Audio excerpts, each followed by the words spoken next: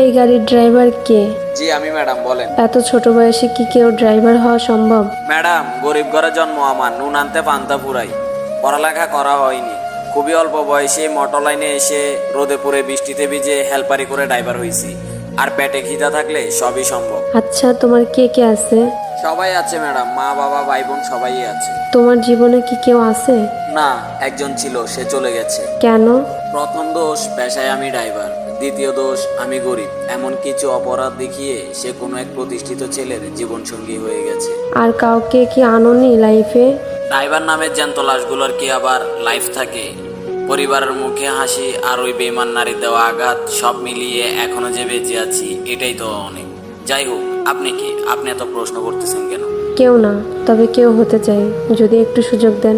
ড্রাইভারদের কষ্টের কথা শুনে হয়তোবা মায়া লাগতে পারে, কিন্তু কেউ কখনো তাদেরকে মন থেকে ভালোবাসতে পারে না। আমি বাসবো। এইটা আবেগ ম্যাডাম, বাস্তবতা।